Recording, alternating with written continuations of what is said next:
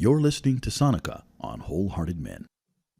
Hello, everyone. Welcome back to the Wholehearted Men Show with your host, Sonica.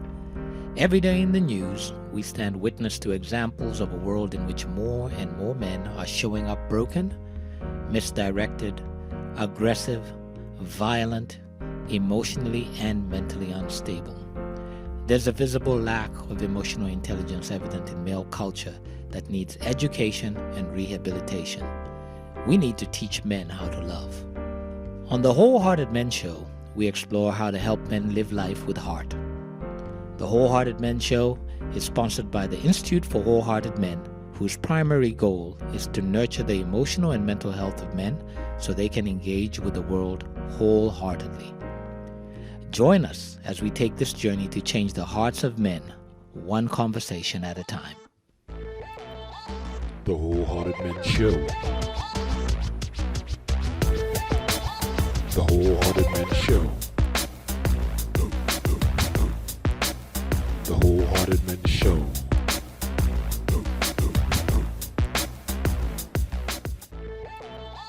The Wholehearted Men Show. The Wholehearted Men Show. The Wholehearted Men Show.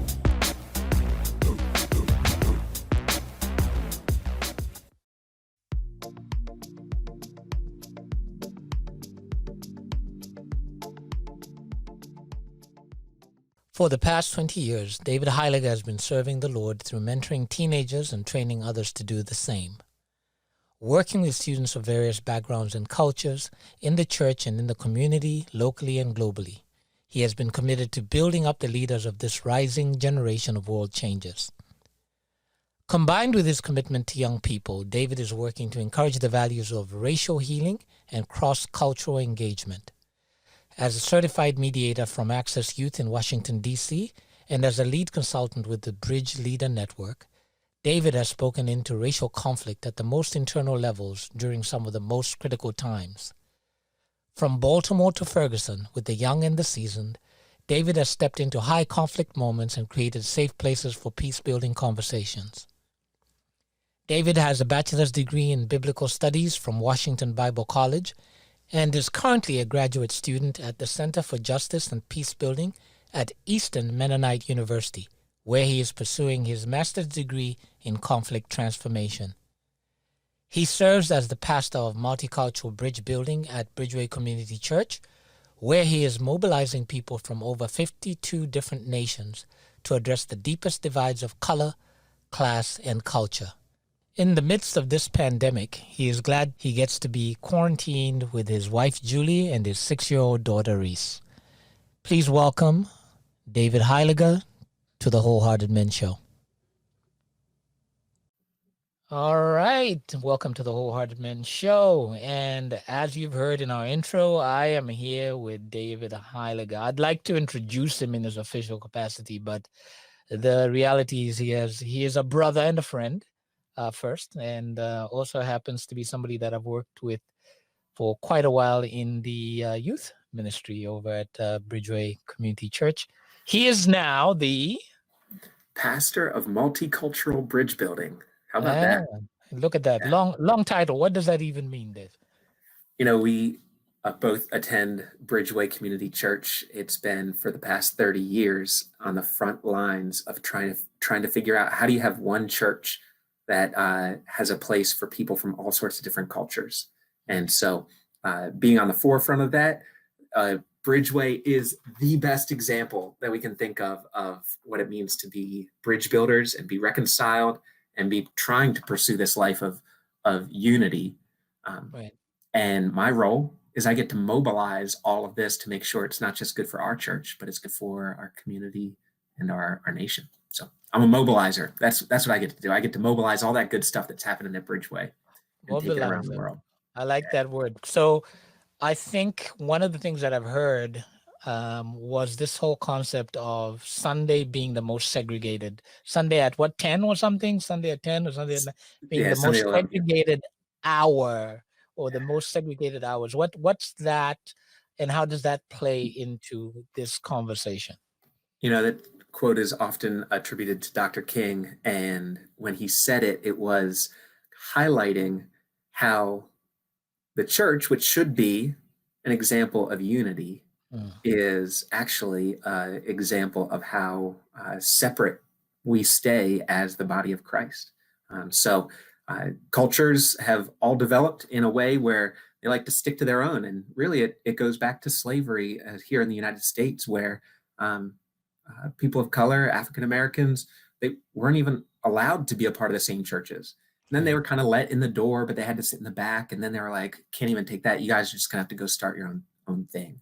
And so that legacy allowed our churches to all develop in that segregated way, and we still haven't broke it in a big way. Right. So we've been talking, and as I've explained, part of this series in the Wholehearted Men Show has really been about looking at reconciliation, right? The pulse of this nation, especially in America. I just think the world in general has had like one of those what a year kind of things.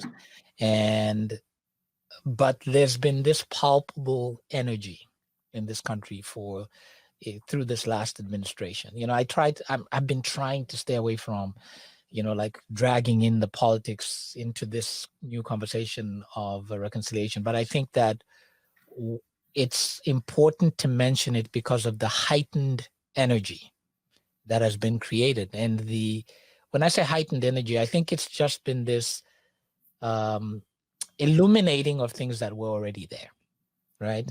In a very clear way.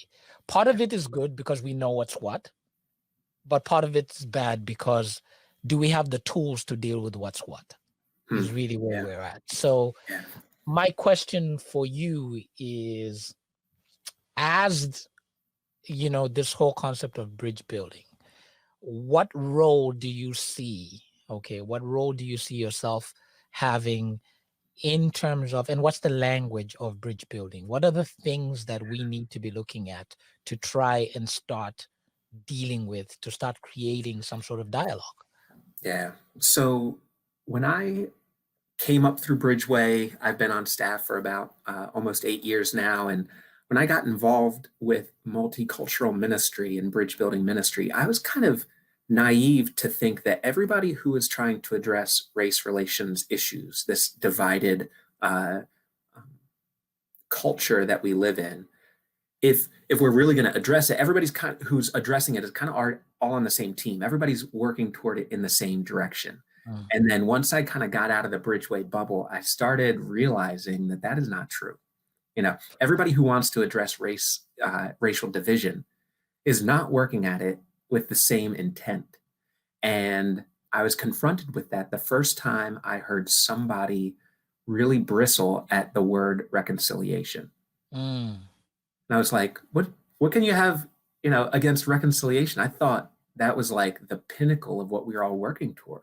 Right. And they said, Dave, what are we reconciling? When reconciling kind of expresses a coming back together. Like at one point we were together, then we broke apart, and then reconciling is coming back together. Ever since there's been this concept of race as a sociological construct, we've been divided. So there's no coming back together. Race, once it was introduced, we were immediately divided. So racial reconciliation is kind of a misnomer. It kind of blew my mind. I was like, oh my goodness, I had never thought of it that way. And it opened my mind to think, oh, people approach this in different ways. And there even people I've interacted with that said, I'm not exactly interested in reconciliation at this point, or even the concept of unity at this point, because we've been so hurt. Don't assume that I just want to get back together. Like I want to get together and kind of live a united future. Maybe we can just take care of our own. Wow. And so all of these different tensions, it really highlighted to me that this idea of bridge building, or as Bridgeway uses the word gracism as we describe how to address racism. And I can explain that a little bit coming up. But this idea of bringing people together in unity in the midst of division is not what everybody wants. So what is at the core of our message here? And for me, reconciliation is still a term I use, but not necessarily in the light of bringing races back together, but it's really rooting us in the Garden of Eden, what true Mm. unity looked like when God created man and woman, and there himself was with them. And before sin was introduced, there was complete unity between the three of them. Okay. What if we could get to reconciling back to that level of relationship, not just pre-racial division, Mm. but what if we could get back to a real unity that was displayed in the Garden of Eden? So, Wow. what does bridge building look like in that? It's each of us taking up the calling to see what part can we play Okay. in reaching into the lives of people that are very different than us, that have different experiences, that maybe there's hurt and damage in our relationship, but taking the responsibility on ourselves to cross that line, to connect. Mm. So you've said some thought-provoking things just now when you talk about the fact that reconciliation is kind of looked at differently, and I hear you, and I think I can completely agree with that, because you have to. It's almost as it's like a relationship, right? You have to have been in relationship in order for you to break a relationship, in order for you to reconcile the relationship. Mhm. Um, so couldn't the argument be that regardless of the fact that it's been a dysfunctional relationship, because Mhm. we've always been in relationships. So racially, there has been this race relationship, right? It's just that one race has subjugated another race. So one culture subjugated another culture, and so on and so forth. So there's always been a relationship. It's just been an imbalance in relationship.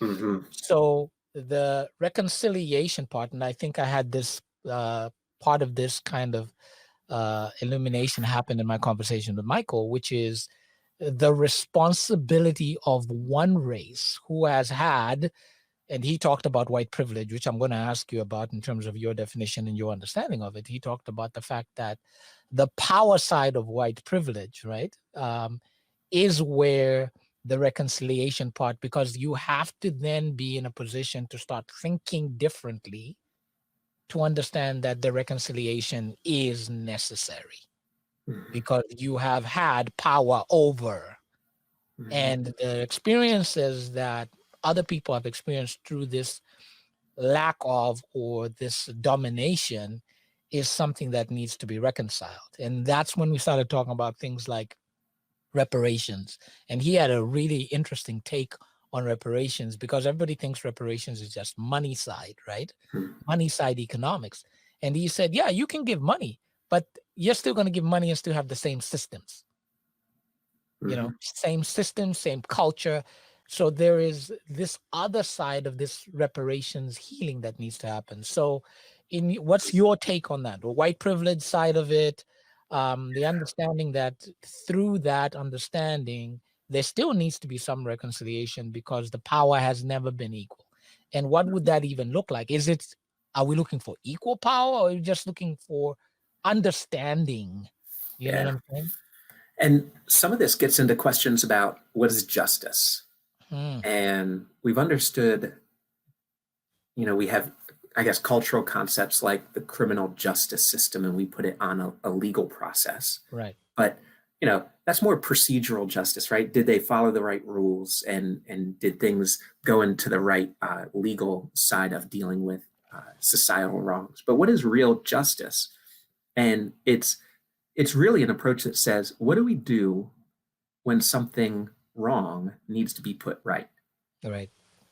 How do we make things right when things have gone wrong? And uh, there's there's a lot that needs to be done to set things right. And people sometimes push back against an idea that we would extend an extra favor, or an extra amount of grace, or an extra amount of resources, or we take extra steps to um, to work out that imbalance. They bristle against that. They say, no, we just equal is equal. Mm. even though equal rights on paper is not achieving equal results in the lives of Black and brown people in our country. Right. When you look at incarceration rates as being so much different, so different, we're saying, well, we're not getting equal results. So maybe this idea of just expecting that leveling the legal playing field, as much as people might say that's been done, I would push back on that, but leveling the legal playing field won't do that alone. Right. So how do we extend extra favor, extra steps of trying to make things right? Because historically we've got it really wrong. Right. So that's I think that's the first steps of addressing this question. Right. Is what would it take to set things right, and have we done it yet? And I don't think we have. So the idea of whether it's reparations with money or continuing to work on some of the systems of imbalance, that's important. But wouldn't it be really great if Jesus had said something about power imbalances? Nah, I'm sure he did. Right? Wouldn't it have been great? And I was just thinking about that. There's Matthew chapter 20, verse 25. Mm. The sons of Zebedee were coming at Jesus, wondering if they could sit on his right and on his left. They were like, "Hey, Jesus, in the days to come, can we get a position of power?" And Jesus said this. He called people around and he said, this is Matthew chapter 20, verse 25. All right. He says, "You know that the rulers of this world lord it over their people, and officials flaunt their authority over those under them. But not so with you." And really the wording there is the rulers of the Gentiles rule it over, take their authority and rule it over their people. And so you have this cultural imbalance, right? When you start mentioning Gentiles, you're throwing race in there when you're talking to a whole bunch of Jewish guys. So you see this cultural imbalance. Jesus specifically says, these men take their power and they lord it over the people they're supposed to be serving. Right. And then he says, "Not so with you." And if we as believers can capture that, the "not so with you" part, that's when he steps in to say, the greatest among you needs to be the servant, right? I did not come to be served, but to serve, and to give my life as a ransom for many. So this idea of Jesus never intended for us to hold on to power, for us to create systems that just benefit us. He even talked in another translation where they call themselves benefactors. Like they give themselves titles to show how much power they have. Not so with you. If we could really capture that the systems that we put into place shouldn't just benefit ourselves, I think that would go a long way. I like that. What are your thoughts on the way, and I have to be careful how I ask this, but because I think there's part of it that is the media side, right? Because you're talking about not so with you. But if we're talking about not so with you, I think, we talk about evangelical Christians and the way that particular group, and even the term evangelical Christians, you know what I mean? When you talk about evangelical Christians, I'm like, it's like, even within Christianity now, it's like, oh, those people, you know what I'm saying? There's those people going on, when evangelical just simply means people who are spreading the word, you know what I mean? Exactly. Yeah. So to me, when you say evangelical Christians, that's the mandate of every Christian. You know what I mean? Like, you're supposed to go out and spread the word. So if this new kind of coup that has happened within Christianity, that these people who were so rah about this administration, even now have become the forefront, and you're on TBN seeing these pastors, all these clips, the people who are praying blah blah blah after the results and denying all this craziness. What impact and damage do you think that's had on, what I'm saying, on Christianity? Because people that are not, imagine if you're not a Christian, You know what I'm saying? I mean, we always talk about people should be able to see you and make out just from the way that you carry yourself over a period of time that they want to come and ask. You know how we always talk about, people should come and say, man, I want some of what you have. Exactly, right? I I mean, don't want any of that. no, You know what I mean? I don't want to be associated with them. That's what I'm saying. So what's your thought on that? Well, I mean, when you ask like how has it damaged us, I mean, you feel it, right? It's damaged you. It's damaged our the view of people who carry the name of Christ. I mean, what if somebody walks into the Capitol and in one hand they have a Confederate flag, in the other hand they have a Christian flag? What's that doing to what Christ represents then? Mm. It's painful. Isn't that just painful? And so I wonder if we distance ourselves from people like that because we don't want to be associated with them. There's this judgment on what they're doing. But you've heard me say before that in scripture, even the book of Jeremiah, when Jeremiah was delivering some really harsh words to the people from God that were judgments from God, he reflects on it and he says, man, I was weeping like crazy for the sins of my people. And he called them my people. And so my question for me is, how do I really hold tightly to this concept of my people?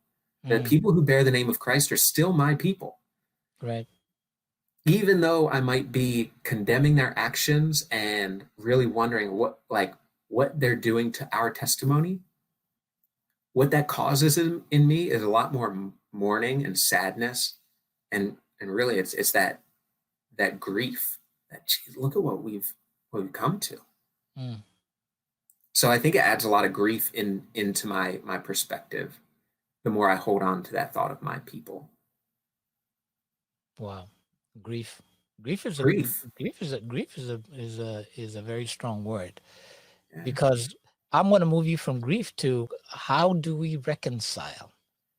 Because I think the part, just being very candid, I'm finding it very difficult to think about the conversations that I have to have. I reached out recently to one of the people I was sharing with you about, and I basically just said, in a text message, I said, hey, just checking up on you, man. Love you. And it took everything in my power to do that. And this is somebody who had posted that they had gone to Washington. Wow. For the march. Yeah, so not that they had participated in any of the crazy, but that they had gone for the march, and it just, my brain is still messed up because of it. My brain is truly having trouble articulating what that looks like. But the thing that I knew was necessary upon me was to move from here and come down here. Well, what do you think they're missing? Okay, this is a brother in the Lord. This is somebody that cares about you. This is a man that you've lived life with. This is a man that you're really connected to. What do you think somebody, and this might not be him specifically, but what do you think people that are marching down there and are storming the Capitol and are, touting an ideology that was really hurtful to their brother in the Lord, somebody like you, and making it personal? What do you think they're missing about how that's damaging? I don't know. It's a great question. And I think that's a dialogue that we are going to have to continue having, just in general, because you could stop and look at, if we look at the politics is easy because, I could rah on the politics side, blah, blah, blah, blah. And, are you a conservative? Are you liberal? Are you an independent? Are you in the middle? And then we could do that. Right. And I think your question goes beyond that because this has stopped being about policy. There was a time when politics was about policy. Yeah. It wasn't, and sometimes people hang on to certain things within policy that they use to explain their position.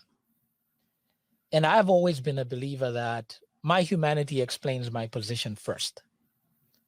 And my humanity says that I love everybody. I don't care your sex. I don't care your religion. I don't care, your color. I am built for love. Mm-hmm. My enculturation is what created probably a lot of some of the prejudices and stuff that I have. So it's like programming in a computer. You have a blank slate. What you put in it is what you're going to get out of it. If you want to use Microsoft Word, you're going to load Microsoft Word. You know what I'm saying? If you want to use Word Perfect, you're going to load Word Perfect. You're not going to get the functionality of Word of Microsoft Word if you're using Word Perfect. So don't expect it. Unless you load the program. So that's what I think happens to a lot of us. But when you say to me, what are they missing?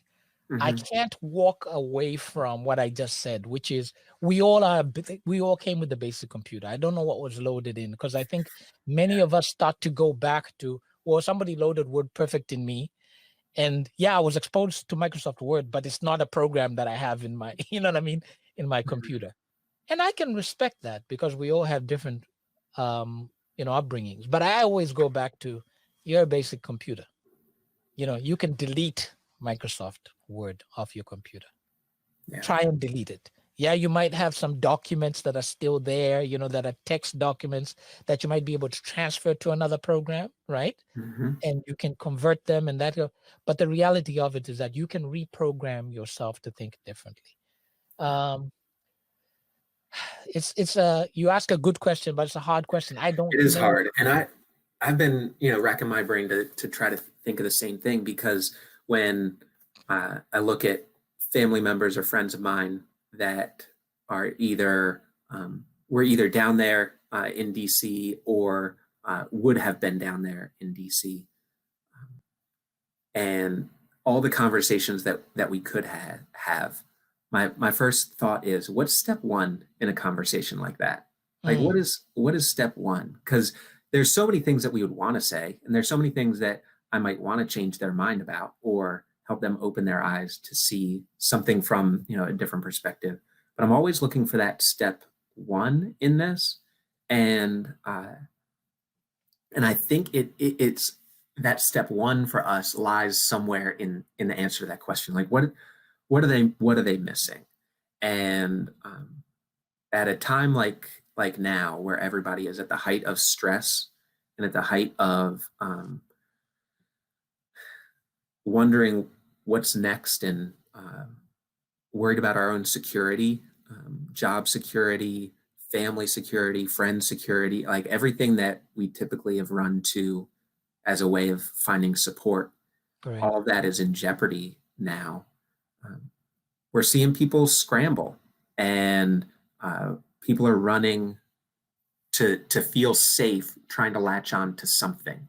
Right. And for some reason, Trump and his ideologies helped people feel safe. There's something in there. Yeah, It that's helped them feel safe.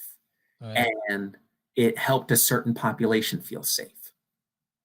And it in their mind, it secured their values.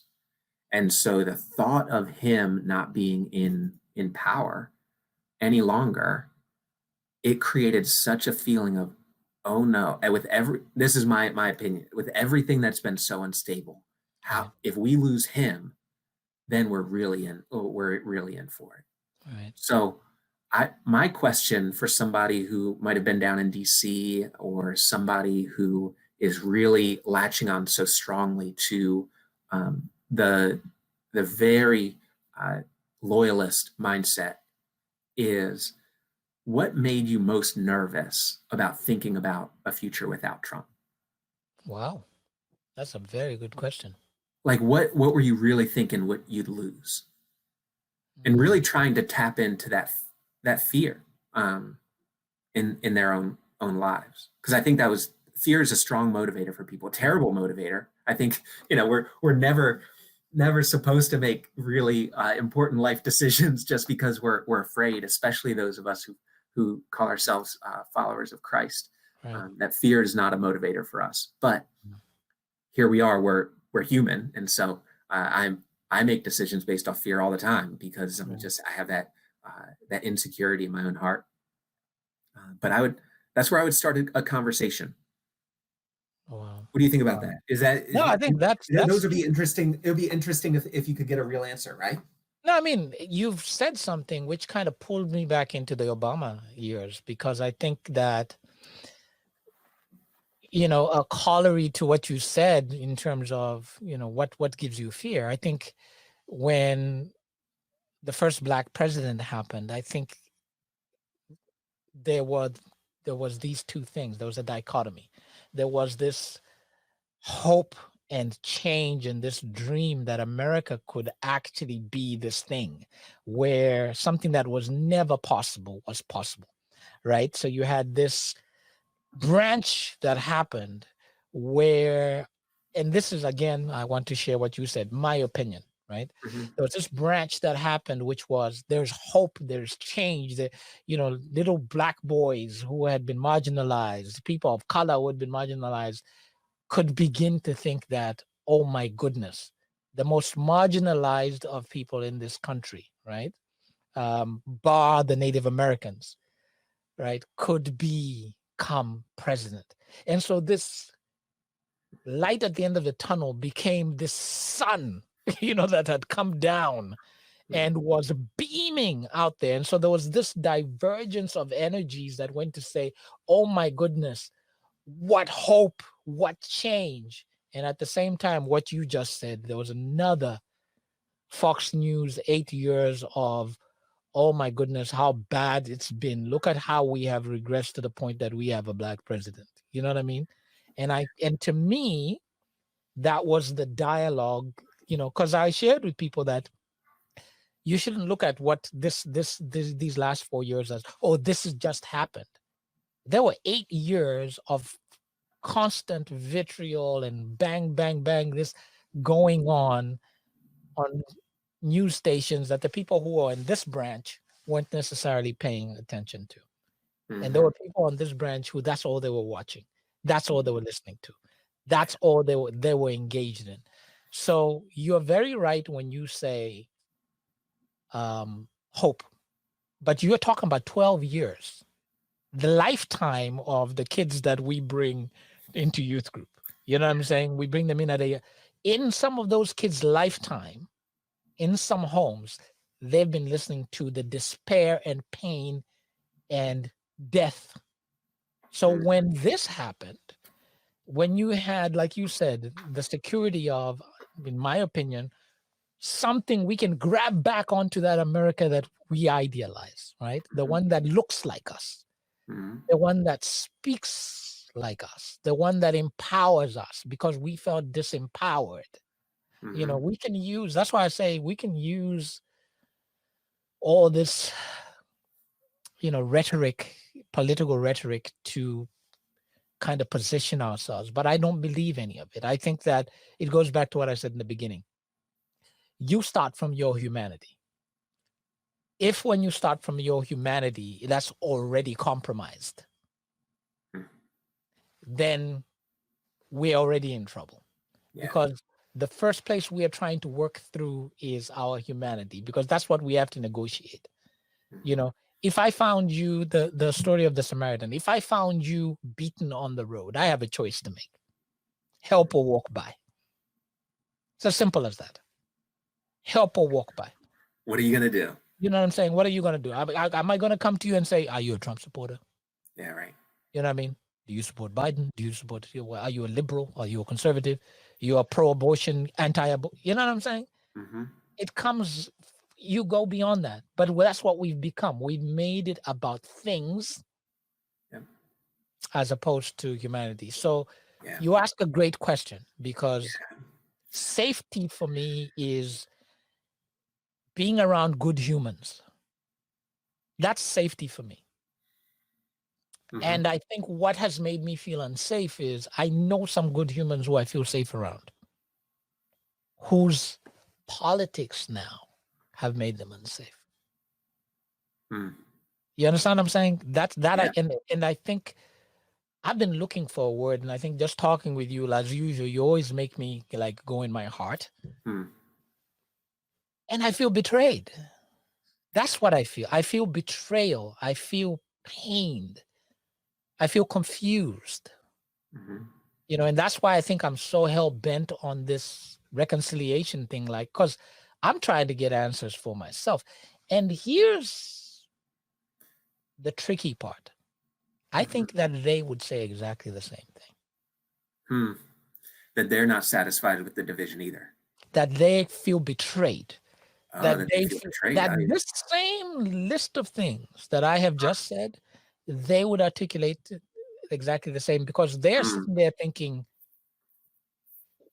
you are, because the dialogue, if you read some of the Q&A, is that you are the people who are because Mm. you're mainstream media people, you're the people who you just drink the Kool-Aid that's being fed to you. You don't, what I'm saying, you don't think, and Mhm. you're getting your. And so I think that this same heat that I'm coming at, they would Yeah. probably present it. I had I wonder sorry, if go ahead. there is a like thinking about bridge building, like the fear is a terrible motivator, but I wonder if fear similarities can be a good bridge. Explain No, that. to Explain. recognize that those that you disagree with are feeling similar fears as yourself.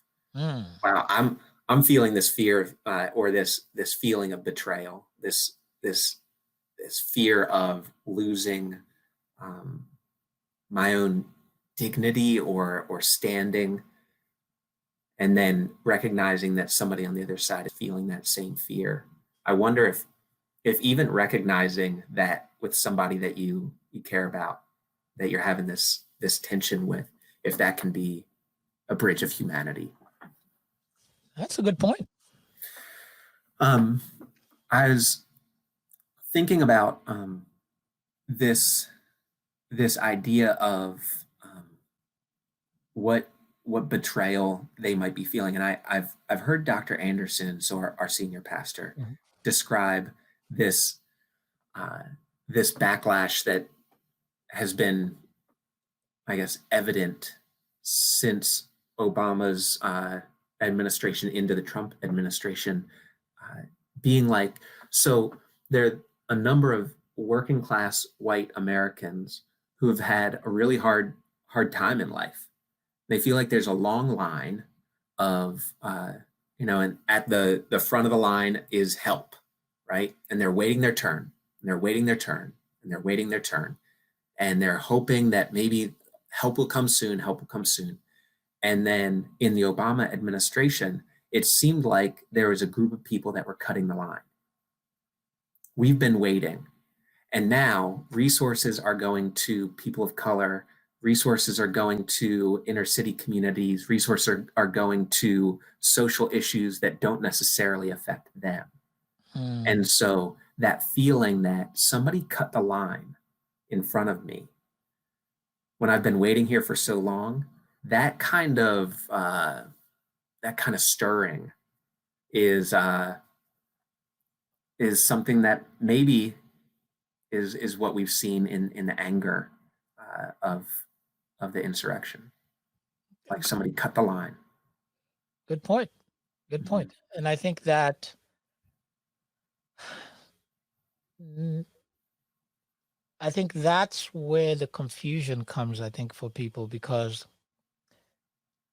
um, maybe that's why hardworking people, right, blue collared people, right, who have had generations of families who've been working these jobs that have really been the middle class of America, right, would support um, a rich person who has never worked a day in their life and had a silver spoon in their mouth, blah, blah, that kind of stuff, and would blindly, because you said the right things, right? I'm trying Because you not to be said the right political. thing. Yeah, Sure. not to be political, but the reality of it is that maybe you make a good point that um, it's been the history of man that when somebody comes in and is able to say the things that touch you, right? Even though they may not have a connection with you and they have not shared your experiences, they are saying the things that you want to be able to say. Yeah. And also, I think that we really do a bad. I've said this in many of the times I do workshops or when I'm participating as a speaker. Anyway, I always talk about the disconnect we've had with history, and we are notorious, even as cultures, for not telling the stories. And we don't tell the stories. I think the Jews do an excellent job of maintaining the cadence of their history. Mm-hmm. And it's important to teach your children. They do it, you teach your children your religion, you teach them the rituals and everything because that's what maintains the integrity of your culture, the integrity of your story. Mm-hmm. As people of color, I think people of color in this country haven't done a very good job of making sure they're incubators, right, of storytelling. Mm. Meaning that all children of color, even if you can't get it in the schools, because they're controlled by the institutions, they're controlled by the people, as you saw with this last government trying to say that, teaching kids that is wrong. Mm-hmm. The idea of equity is wrong. The idea of teaching children about equity is wrong. Yeah. And yet that is the very thing that is about teaching children about humanity first. That these are the things that we did. It's like in Africa. I'll give you an example. Growing up in Zambia, when we took history, so we learned about Shaka Zulu, right? And everybody in the world knows about Shaka Zulu. But what was interesting was we learned about how vicious Shaka was, right? This is a fellow person of color. He was in South Africa. He was a vicious, crazed king. Mm-hmm. If you looked at him the wrong way, you were dead. Wow. Okay. And he was like the catalyst for what we call Mfekane. Mfekane was this basically tribes and people running away from him, right? And they migrated and came up, and we have people came all the way up into Zambia, some into Congo, into Angola, into Mozambique. Literally like people ran away because this guy was like he wanted to own all of South Africa, and he had warriors. They used to have ritualistic battles before he came along, where one group would be on this side, the other group would be on that side, and we'd sing and shout, and whoever made the most noise was the winner, that kind of thing. You went your way, you went. He came and he turned it into bloodshed. Wow. Mm-hmm. But guess what? Tell the truth. Mm-hmm. Tell the story. He was a great king. He's well known. He blah, blah, blah. He was intelligent. He was all these things. But he was a bloodthirsty murderer. Yeah. Right? Mm-hmm. Yep. And played a really big role in what Southern Africa is today. The demographics, the shifting of cultures. He played a very big role in that. And I think that's what's missing a lot in this country, is that when you tell the story properly and people understand the story properly, they can then launch from a place of knowledge, which goes to what you were saying, which is people felt like they were waiting in line. You weren't really waiting in line. You understanding the story tells you weren't waiting in line. It tells you that, if anything, you've been at the front of the line for so long that you got so used to being at the front of the line that you actually needed to be at the back of the line for a minute so that you actually get your perspective right. You know what I'm saying? Because and I think we're seeing this week. I'm not sure when folks are going to tune in and watch this, but this week, even yesterday, there's been this thing happening on Wall Street where there have been a group of people in this online message board that started buying up GameStop stock, and the big billionaires are losing big bucks. Right. And TD Ameritrade, Robinhood, a bunch of these big firms are shutting down trading to protect the wealthy. Yep. The powerful do a really good job of staying powerful. Yep. And I think some of the stress that we feel as a community, uh, really, it goes back to this idea that the powerful stay powerful, and that those lines of power can be drawn along a number of different lines. One is a racial line, that there have been racial power issues within our country since its inception. Since the first boats came over of enslaved Africans, and so you have that power line that has been a storyline, but there's also this capitalist power line where there's a socioeconomic power that's held by a certain people group. And somebody might be at the back of that line while at the front of another line.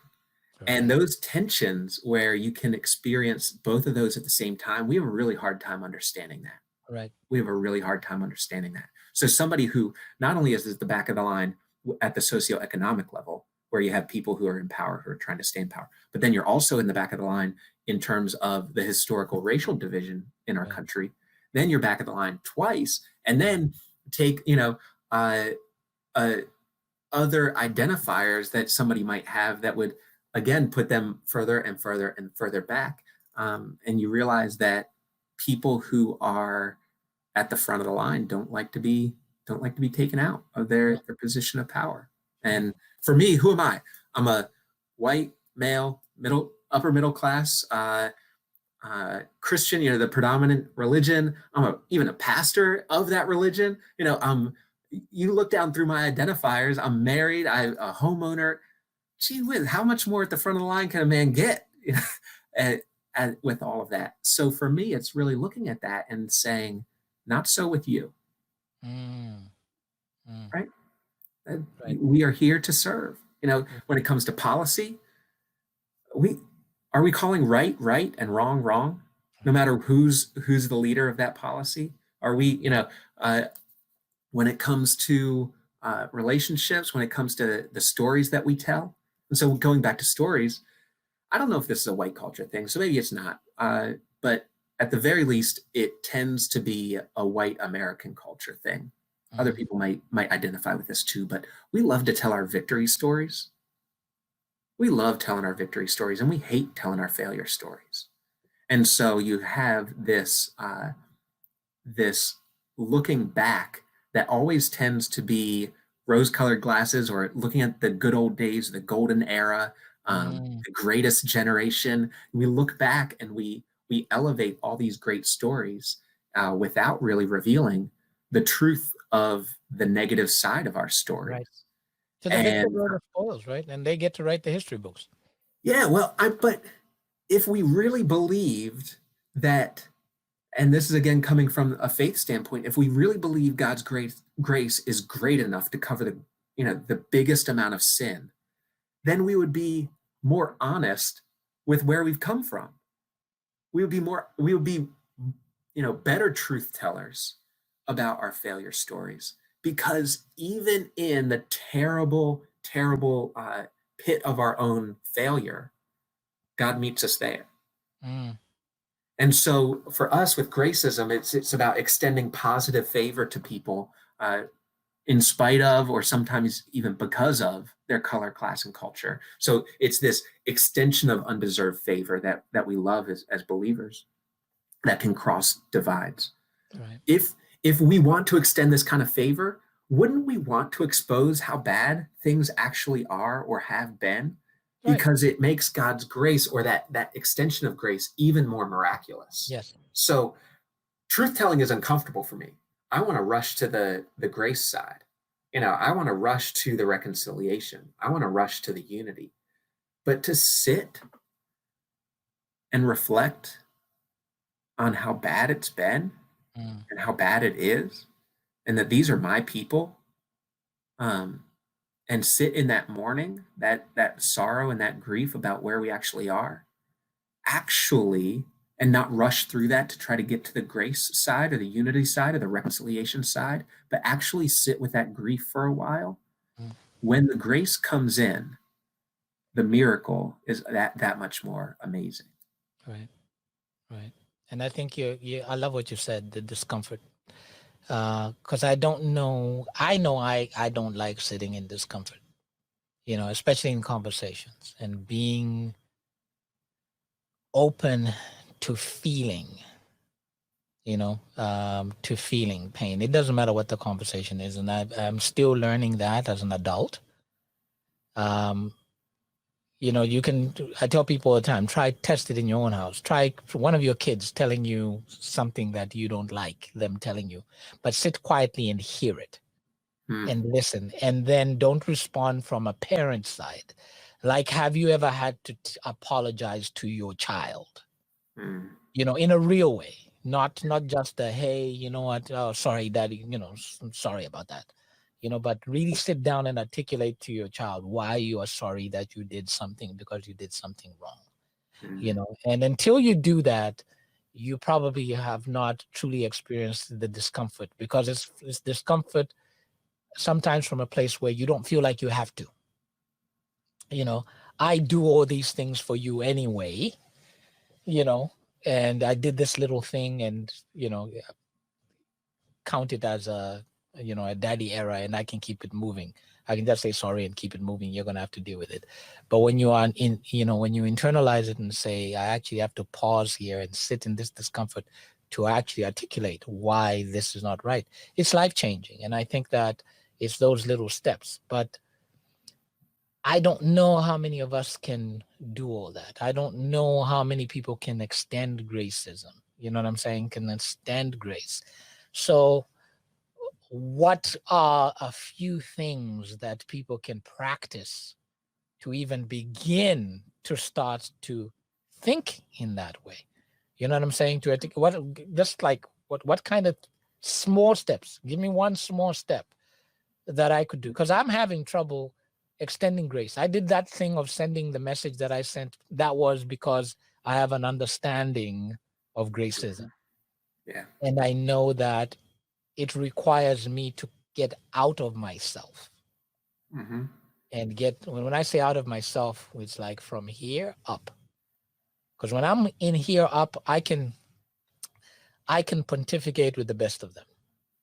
Yeah. I can argue my case, and I can quote, and I can pull stuff. But when I'm here, I stop thinking logically, and I just say, do what's going to make the heart open up. Yeah. And I have a hard time answering that as, and I guess just to call it out, as a white man trying to being asked to have an opinion for how a person of color should work to extend grace. That's a very difficult position to be in, because I don't know what it's like. I really don't know that heaviness, and I don't know that personal side of it. And I feel like it's the same kind of thing that when people interact after somebody has lost somebody important to them, the death in the family, and they quote a Bible verse and keep moving, or they say, you know what, things are going to turn around, you'll end up seeing how this is all going to work out for good. And it just comes off, and it feels like, geez, you never even sat in this with me. And so to give a quick answer is really difficult for me, because the first thing I would want to do is just sit with you in that grief with you, to say, this is really difficult. Let's be truth tellers and really talk about how difficult this is. And in that place of truth telling, to have a couple of trusted people that you can process this with, before you begin extending surface level grace to somebody else. Are we really taking time to process this with people that are in our trusted circle, our safe people? That if for people who can really sit with us in that grief, to then together find a way out of it. So the rush to make things right isn't something that I would feel comfortable being quick to recommend. I think then it would cheapen cheapen the forgiveness or cheapen the that extension of grace or mercy. But within the grief, within the sorrow, within the hurt, and within the pain, if anyone has found comfort in Christ, then they then can be a comfort to others. So in your own working through and processing what it means to you, if we find comfort, if we find grace, then maybe we can be extensions of it. But does that speak to a little bit of what you're asking? No, I mean, I love what you're saying. Like, and you started off, the way you started off was perfect, which is it's very difficult for you from your point of view. And I think you led me into a thought as you were speaking, which is, I think that's where the problem is, the fact that trust. You see, being in, you talked about, in groups of trust. So I forgot what the percentage was of white women that voted for Trump, right? There's a particularly large, I think it was, I can't remember, there was like 55, 58% or something like that, something that was like skewed, right? Voting women. And after the election, when I was having a conversation with somebody, I said, what you have to realize is what that means is if I walked into a room, right? Which for me as a professional in my line of work, I've been in boardrooms where I was the only person of color, right?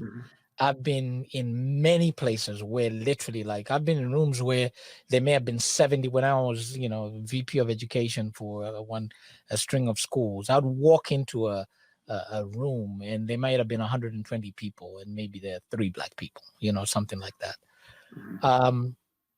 We are now in a place where I can walk in a room and in my brain,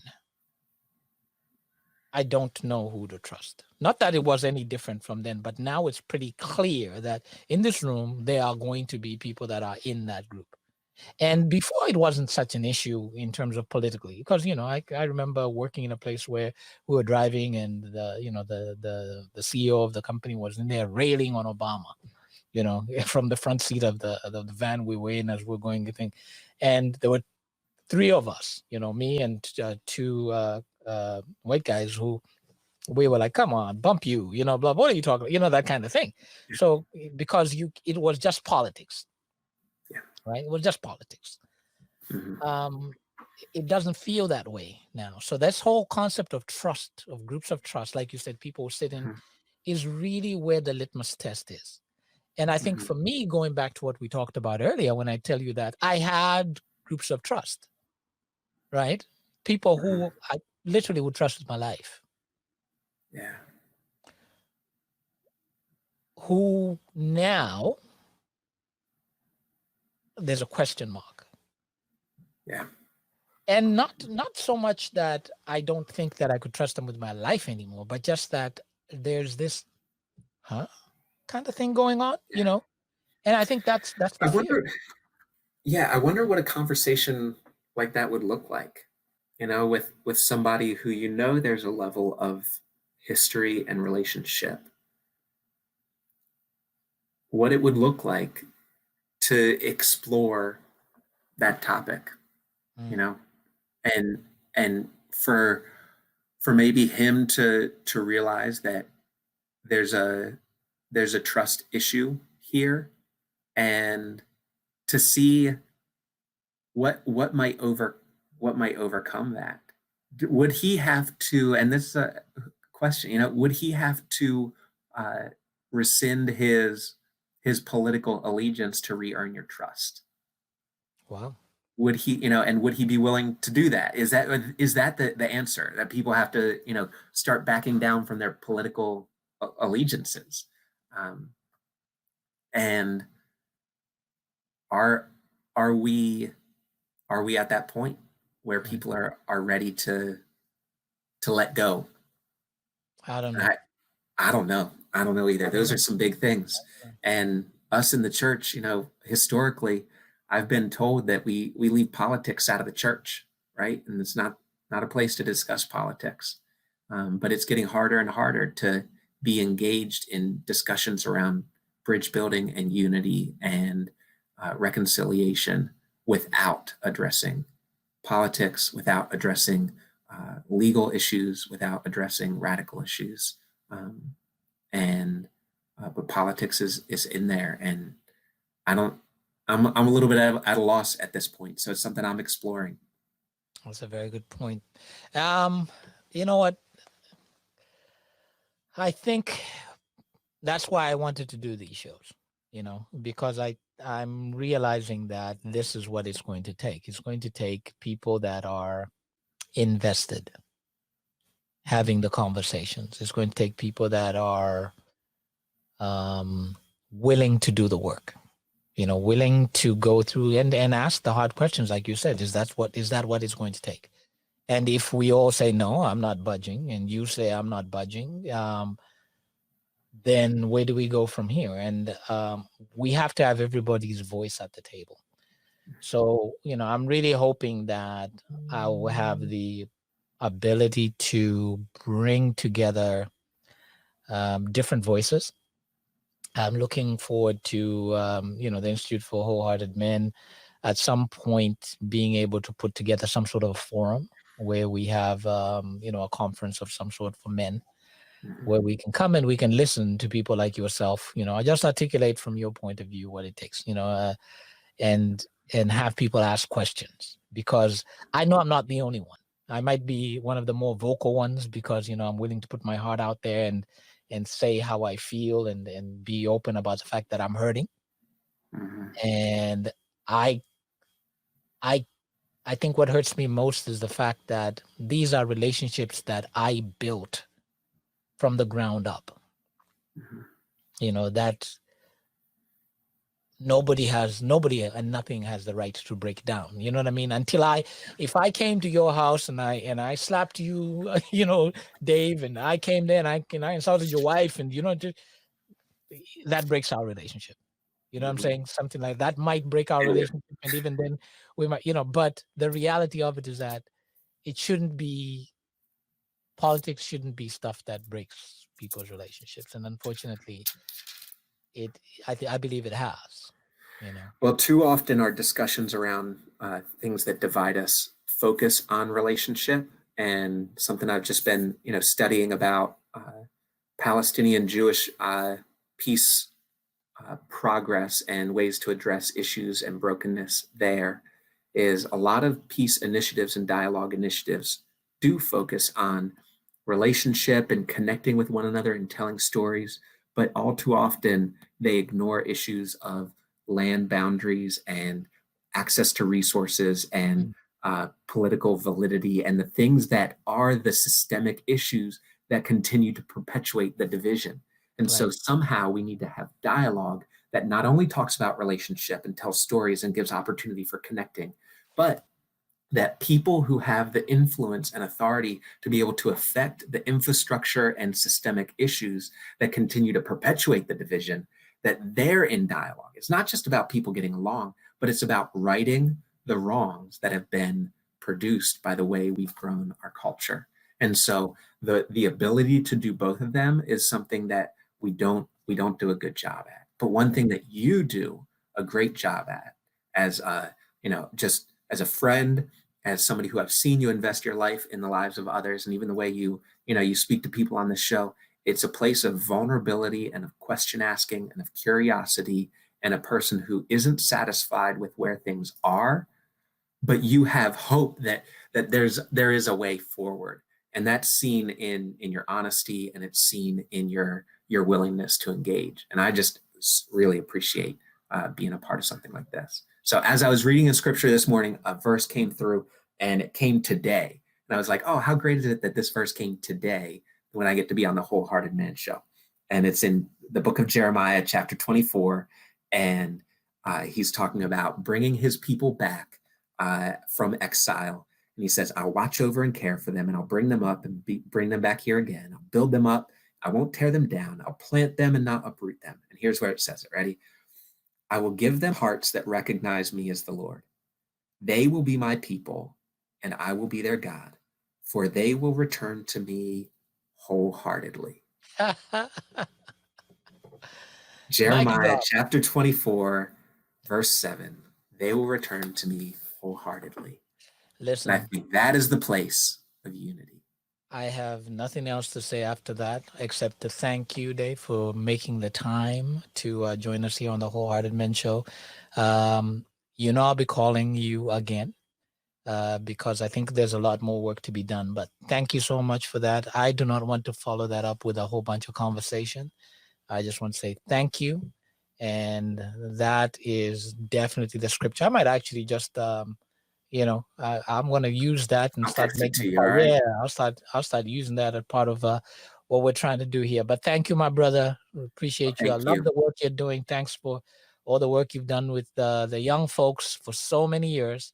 And I pray that this new endeavor will continue to build not only internally in the house that we worship in, but that you will be a catalyst for the bridge building that needs to happen in this country and in the world, my brother. All right. Right on. Well, thank you so much.